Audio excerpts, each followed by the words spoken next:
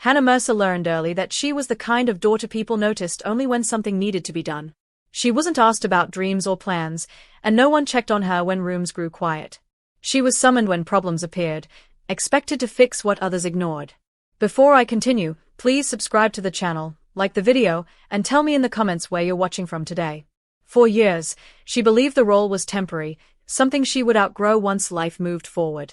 That illusion fractured on Christmas Eve, standing in the cold shadow of her family's expectations. The break wasn't loud or dramatic. It felt like an overstretched thread finally giving way after years of silent strain. Looking back, Hannah could see that the unraveling hadn't begun that night. It had started long before, stitched quietly into routine and obligation until the smallest moment tore the whole fabric apart.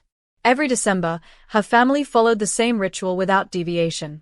They drove to their old cottage in Vermont, a place her mother described as timeless and her sister treated like a stage. Boxes of decorations were unloaded, schedules assigned, and the house transformed into a flawless holiday postcard meant for admiration. Hannah's role never changed.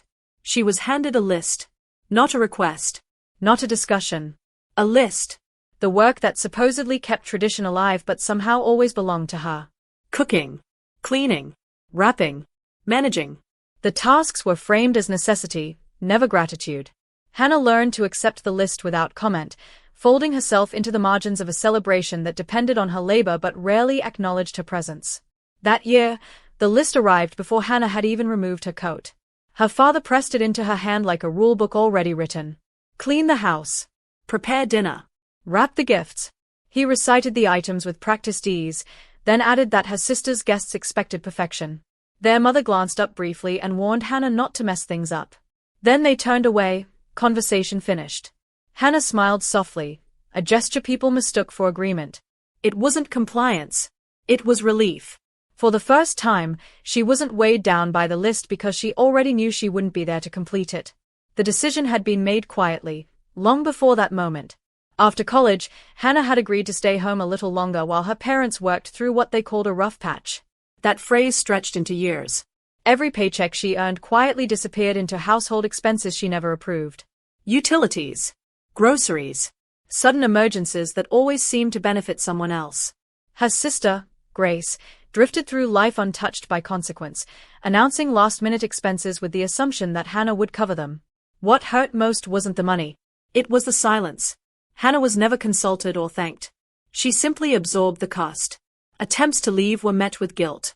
Her father accused her of abandonment. Her mother called her selfish. Grace laughed it off. So Hannah stayed. She paid. She swallowed resentment until it became familiar. In early fall, something shifted. Maybe it was exhaustion. Maybe it was the loneliness that followed her even in crowded rooms. Or maybe it was the casual entitlement with which Grace waved a hotel receipt and said Hannah could handle it. Whatever it was, Hannah began saving quietly. Extra shifts. Freelance work. Selling things she didn't need. Her family didn't notice. They rarely looked at her long enough to see change. Each dollar set aside felt like oxygen. Each hidden step felt dangerous and necessary. She wasn't planning revenge. She was planning survival. By mid-December, Hannah had enough for something small but decisive, a one-way plane ticket. Rome had lived in her imagination for years, a place she would visit when life finally belonged to her. Now it would be her exit. She told her family she would head to the cottage early to prepare. No one looked up. That night, she booked the flight with steady hands. 2 days later, she boarded the plane with only a backpack, leaving 2 packed duffel bags hidden in her closet. When she landed, something inside her loosened. The city was loud, but her mind was quiet. Obligation had been muted. Hannah spent days walking without purpose. She let herself exist without being useful. Markets. Churches. Narrow streets glowing at night. She didn't turn on roaming or connect to Wi-Fi, afraid that familiar names would pull her back. When she finally checked her phone, the messages flooded in. Confusion. Anger. Accusations.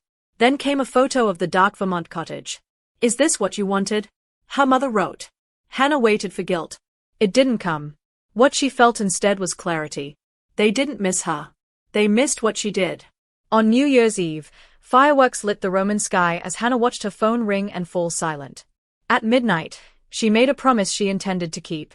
The next morning, she booked a return flight. Not out of regret, but resolve. Some doors needed closing. When she landed back home, a single message waited. "We sold your car. Hope your little vacation was worth it." Hannah read it twice. The car was legally hers. This wasn't confusion. It was retaliation. And for the first time, she felt completely calm. At the house, the confrontation unfolded exactly as expected. Accusations replaced questions. Embarrassment outweighed concern. When Hannah finally spoke, she didn't raise her voice. She explained simply that she wanted one holiday without being their fixer. Her parents dismissed her. Grace mocked her. Hannah didn't stop. She named what had happened for years: unpaid labor, emotional pressure, silent expectation. When her father said she'd changed, Hannah corrected him. She hadn't. She had stopped pretending. Hannah didn't stay. She retrieved her packed bags and left without ceremony. That night, she slept deeply for the first time in years. Days later, the messages escalated. But one question from a friend changed everything. "What do you want to do?" No one had ever asked her that before. "I want out," Hannah said. And she meant completely. She moved her money into a private account, cancelled shared lines, replaced her phone plan. Each step was quiet. Final. Hannah signed the lease 2 days later, standing in the narrow hallway of a walk-up building she had never noticed before. The apartment was small, imperfect, and undeniably hers. The floors creaked underfoot, and the windows rattled when traffic passed below, but none of that mattered. What mattered was the absence of negotiation. No one questioned her choice. No one reminded her of obligations. She moved in with 2 duffel bags and a suitcase, setting them down in the center of the living room like markers of arrival. That first night, she sat on the floor eating takeout from the container, surrounded by bare walls and unfamiliar quiet. The silence felt strange, almost too open, as if she were waiting for something to interrupt it. Nothing did. For the first time, the space around her didn't feel borrowed or conditional. It didn't exist to serve anyone else's comfort. Ownership settled slowly, not as excitement but as recognition. This was not a temporary landing place or a fallback plan. It was a beginning shaped by her own decision. Hannah lay down on a borrowed mattress later that night and slept without setting an alarm, without bracing for interruption. The sleep was deep and unguarded. When she woke, the quiet was still there, steady and unchanged. It didn't demand anything from her. It simply existed. Life inside the apartment began to take shape one ordinary moment at a time. Hannah noticed the absence of tension first. There were no raised voices bleeding through doors, no sudden requests framed as emergencies, no unspoken expectations hovering in the air. She built routines cautiously, as if testing whether they were allowed. She washed dishes immediately after meals because it soothed her, not because leaving them would invite criticism. She cooked food she enjoyed, ate when she was hungry, slept when she was tired. At night, she caught herself listening for footsteps that never came. Years of conditioning didn't dissolve overnight. On difficult evenings, her body still braced for punishment that failed to arrive. But each quiet day weakened that reflex. Peace stopped feeling fragile and began to feel reliable. Hannah learned that safety didn't announce itself. It revealed itself through consistency. She started leaving lights on without worrying about waste, taking long showers without apology, sitting still without justifying her rest. These small freedoms accumulated into something larger. She wasn't proving anything to anyone. She wasn't recovering from damage so much as discovering space she had never been allowed to occupy. The apartment didn't ask her to perform or compensate. It simply held her. In that holding, Hannah began to understand how much energy survival had once required, and how little she needed now. The legal threat arrived quietly, wrapped in formal language and implied consequence. An attorney called, referencing repayment and responsibility, suggesting obligations Hannah had supposedly failed to meet. The words were meant to unsettle her, to revive the familiar weight of fear. For a brief moment, they did. Then she sought advice. The answer was immediate and clear. There was no case. No legal standing. No authority behind the demand. The threat dissolved as quickly as it had appeared, leaving only its intention behind. Hannah understood then what had always sustained her family's control. It was never law or necessity. It was fear, cultivated carefully, repeated often, enforced through guilt and silence. Once fear lost its grip, the system collapsed. The realization didn't make her angry. It steadied her. She didn't feel the need to respond or explain. When the attorney later confirmed the claim had been withdrawn, Hannah closed her laptop without ceremony. There was no relief to savor, no victory to announce. The attempt had failed because it no longer had anywhere to land. That night, she noticed how little the threat lingered in her body. Her breath stayed even. Her thoughts remained clear. Fear had once shaped her decisions. Now, it had been exposed as hollow. And hollow things, she learned, could not hold power for long. As weeks passed, Hannah became aware of an unexpected truth. She didn't miss her family in the way people warned she would. What she mourned instead was the idea of them, the version she had carried quietly for years, the one that existed in hope rather than experience. Letting go of that imagined family hurt more than leaving the real one. It required accepting that certain things had never been offered and never would be. Once she named that loss, its hold weakened. Hannah stopped waiting for apologies that would never come and explanations that would never satisfy. The absence of expectation brought relief she hadn't known to anticipate. She no longer measured her days by whether she had done enough or given enough. Her worth was no longer tied to usefulness. This shift didn't arrive dramatically. It unfolded in small recognitions, the ease of coming home without dread, the comfort of plans made without permission, the quiet joy of being left alone. Hannah realized that freedom wasn't about distance alone. It was about clarity. Seeing the past without romanticizing it allowed her to step forward without hesitation. She didn't rewrite history or excuse harm. She simply stopped organizing her life around it. The space that opened up wasn't empty. It was breathable. And within it, Hannah felt herself becoming solid in a way she never had before. By early spring, the city softened, and Hannah moved through it differently. She took walks without urgency, learned which streets caught the morning light, and enrolled in a weekend class she had postponed for years. She made plans without checking anyone else's schedule. One afternoon, while switching coats, she found the old chore list folded into a pocket she hadn't checked since winter. The paper was worn, creased along familiar lines. Hannah held it for a moment, reading the tasks that once defined her role. There was no surge of anger, no ache of resentment. The list felt distant, like evidence from a life that no longer belonged to her. She tore it in half and dropped it into the trash, then walked away without watching it fall. The act didn't feel symbolic. It felt factual. A confirmation rather than a declaration. Hannah understood then how thoroughly her life had shifted. She no longer measured her value by how much she carried for others. She measured it by peace, by continuity, by the ability to choose herself without explanation. Nothing dramatic followed. The day continued as usual. And that was the point. The role she once inhabited no longer existed, not because she fought it, but because she stepped out of it and refused to return. By summer, Hannah's absence had settled into fact rather than conflict. The frantic messages stopped first, followed by the indirect accusations delivered through relatives who no longer reached out. What remained was quiet. Not the fragile quiet of avoidance, but the stable kind that arrives when expectations dissolve. Hannah noticed the change not in dramatic moments, but in ordinary ones. She paid her rent early without anxiety. She bought furniture one piece at a time, choosing function over symbolism. A small table by the window. Shelves slowly filling with books she actually read. A plant she kept alive through trial and error. Each decision reinforced continuity. Control, she learned, was not reclaimed through confrontation or explanation.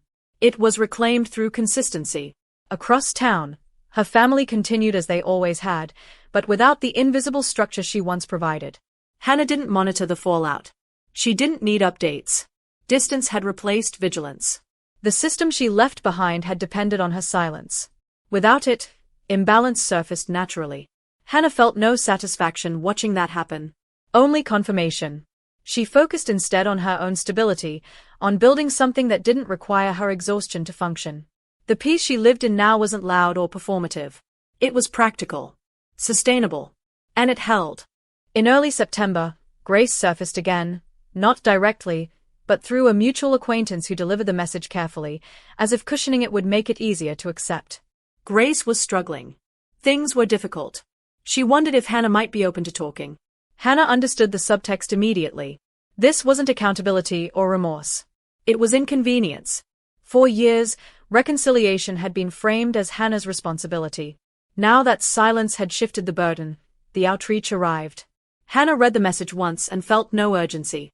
The choice was clear. She declined politely, without explanation or defensiveness. The refusal felt different from anger. It felt measured. Final. She didn't block the messenger. She didn't close the door with hostility. She simply didn't reopen it. That night, Hannah slept deeply, without the familiar aftertaste of guilt. The decision hadn't been made in self-defense. It had been made in certainty. She had learned that access was not owed, even to family. Especially not when contact only resumed at the point of need. Hannah no longer negotiated her boundaries. She respected them. And in doing so, she respected herself in ways she once believed were unreachable. Autumn arrived with sharp mornings and clear skies. At work, Hannah was offered a promotion she had once believed impossible. The confidence she carried now showed in ways she hadn't anticipated. People listened when she spoke. They trusted her judgment.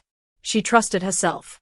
The absence of constant emotional labor had freed space for competence to surface.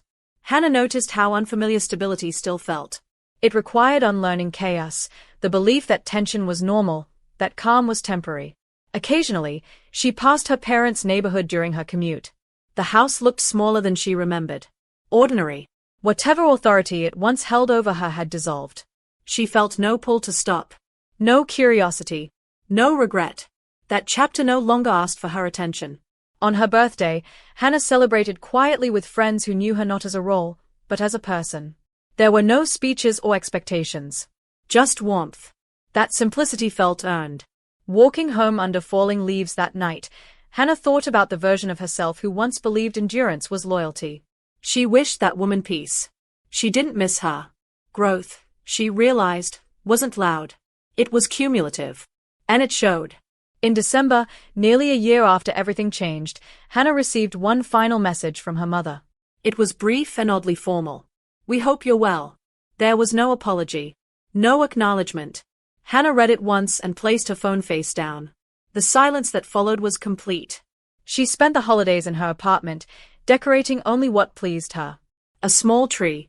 Soft lights. Dinner with people who chose her freely. Somewhere in Vermont, the old cottage likely stood decorated again, arranged for someone else's approval. Hannah felt no curiosity about it. On New Year's Eve, she stood by her window as fireworks reflected faintly against the city sky. She thought about the year behind her, not with bitterness, but with respect for what it had required.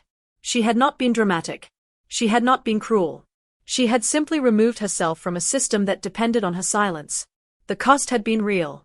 So had the reward. Hannah raised a glass not to revenge, but to consequence. To clarity. To the kind of power that didn't need witnesses. The following spring, Hannah packed a single suitcase and booked a flight, not to escape, but to return somewhere by choice. Rome greeted her with familiar light and slower mornings.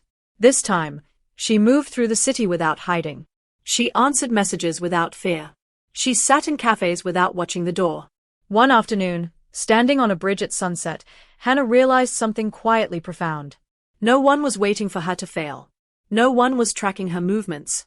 The invisible leash she had once felt around her life was gone. When she returned home, she carried no souvenirs for anyone else. Her life was no longer a transaction. Sitting in her apartment weeks later, windows open and the city breathing around her, Hannah understood the final truth.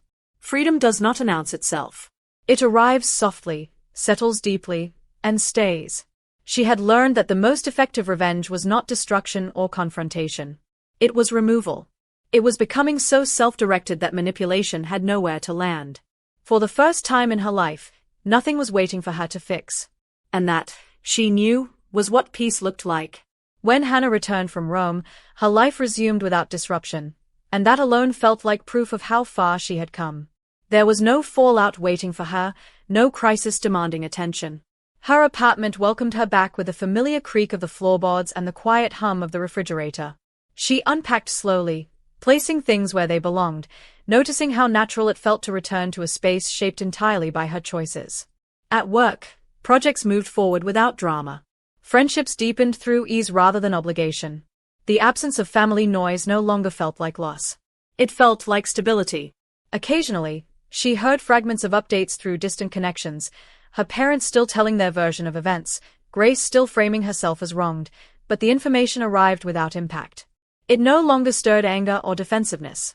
Hannah understood now that narratives only held power when she tried to correct them. Letting them exist without response had stripped them of relevance. Her life was no longer organized around reaction. It moved forward on its own terms. That autonomy had once seemed unreachable, something other people possessed. Now it was simply her reality. And it didn't require maintenance through sacrifice. It sustained itself. One quiet evening, Hannah sat by her window as the city settled into night, watching lights flicker on one by one. The moment felt ordinary, and that was what made it profound. For most of her life, peace had felt conditional, something that followed compliance or effort. Now it existed without negotiation. She thought about the years she had spent believing endurance was love, that silence was loyalty, that carrying weight made her valuable. Letting go of those beliefs had not destroyed her. It had clarified her. Hannah didn't feel the need to forgive or forget. She didn't need vindication or acknowledgement. The closure she once imagined arriving through confrontation had come through distance instead. She had stepped out of a system that relied on her invisibility and refused to return. That single choice had reshaped everything. The future no longer appeared as something to manage or repair. It stretched ahead, open and undemanding. Hannah turned away from the window, switched off the light, and prepared for sleep. There was nothing unresolved waiting for her. No role left to perform. No list to complete. Freedom, she had learned. It was quiet, steady, and lasting. And for the first time in her life, that quiet belonged entirely to her. Thank you for watching this story to the end. Do you think what Hannah did was necessary for her peace, or could it have been handled differently? Let me know what you think.